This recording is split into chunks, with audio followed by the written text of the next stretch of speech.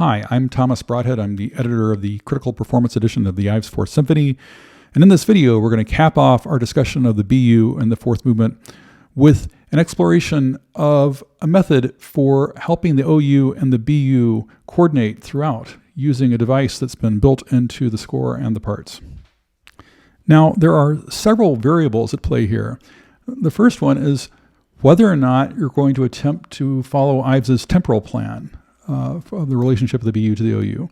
And then if you are, will the BU follow the OU or will the OU follow the BU?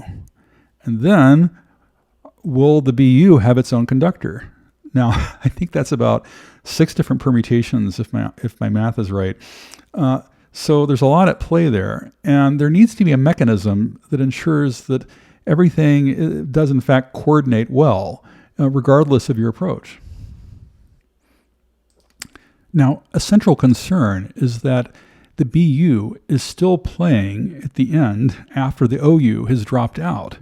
And if they're not synchronized before this, then that won't happen. I've been to multiple rehearsals where the BU has ended before the OU. And then when the main orchestra stops, then there's just silence. There's nothing there. And the conductors then have to scramble to figure out how they're going to prevent this from happening during the performance. So it's really important that the BU is aligned with the main orchestra before this ending so that when the main orchestra drops out, the BU is still sounding. Here, let's turn to the survival guide where I've explored this issue.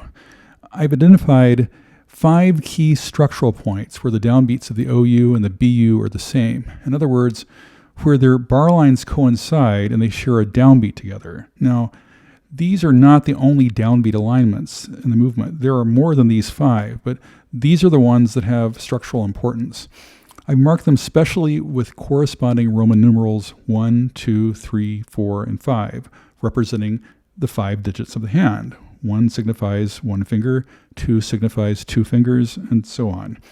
The conductor of the OU or the BU may then simply raise his or her hand with the indicated number of digits extended, and this will then signal the players to sync at the corresponding measure, the measure with the same Roman numeral. So holding up 1 finger means measure 24, 2 fingers means measure 35, and so on.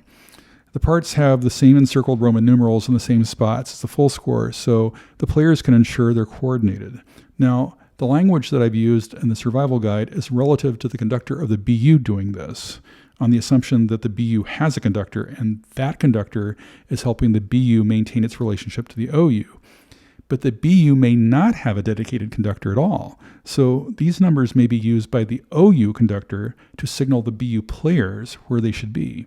Now, if there is a dedicated conductor for the BU, then a third possibility is that the OU conductor can use these numbers to signal to the BU conductor so that they can coordinate and stay in sync with each other.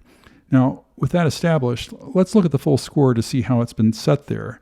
So here at measure 24, you can see a Roman numeral 1, which is showing the first important structural coincidence. And the next one is at measure 35, and there you can see Roman numeral 2.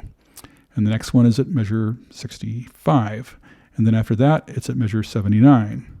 And finally, it happens here at measure 85. And this is the most important one of them all, because if the BU is not coordinated here, then it won't be where it needs to be exposed at the end to finish the piece. I'm going to admit that I probably should have duplicated the Roman numerals both above the BU and the OU. They only appear above the BU in the full score in this edition, and the reason I didn't duplicate them with the OU tempos is because there's so much information the OU conductor is looking at that I didn't want to complicate it by adding yet another piece of information to consider. Well, now I wish I had. But to correct this, all a main conductor has to do, though, is just mark specially those 5 Roman numerals in the score above the BU line, and then use the hand gestures indicated to coordinate with the conductor of the BU. I strongly suggest that the main conductor of the score employ this method of coordinating the 2 ensembles. For one, it will help ensure that the Indian drum music discussed in the last video is where it needs to be. But far more importantly, as we've already discussed, it will ensure that at the end of the piece, the percussion is where it needs to be.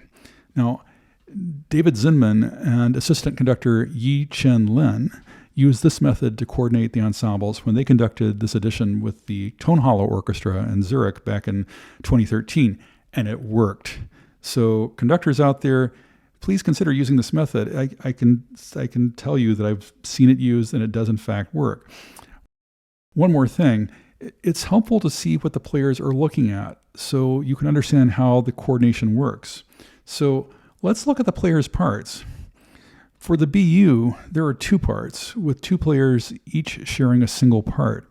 And those parts have been printed on what's called an accordion roll, where the whole thing spreads out, usually over 2 stands, so the players don't have to turn pages. Now, these parts have every corresponding measure of the OU set with Arabic numerals, encircled like this, placed above the upper staff of each system, running throughout the entire movement. So this is measure 1 of the main orchestra, measure 2, 3, 4, 5, and so on. Now, this is really necessary to provide because if the OU conductor says, let's start playing at measure 28, well, where would that be in the BU part? The BU doesn't have any measures of its own. Without an indication of the location of the OU's measures in the BU part, then the BU players wouldn't know where to start playing.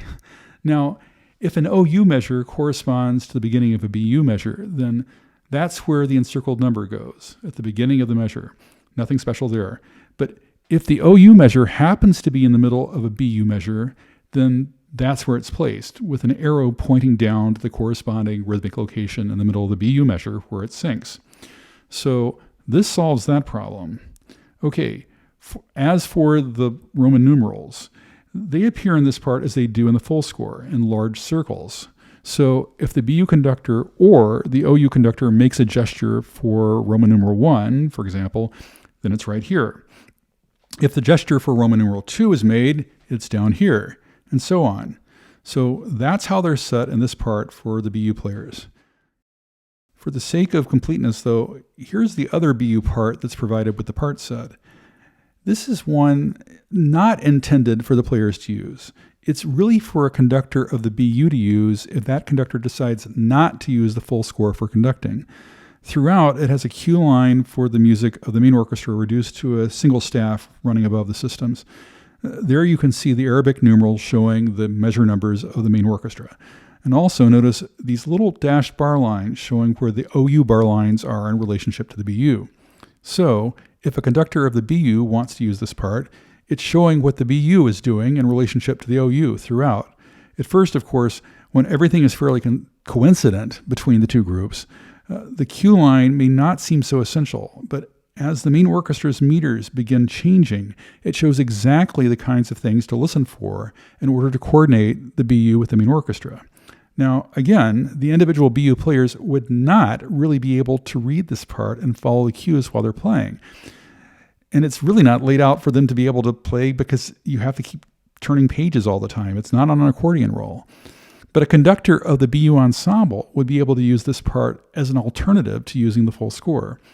So this is how the optional conducting score for the BU is constructed, and it's yet something else provided to ensure that ensembles have every tool at their disposal to help execute the music.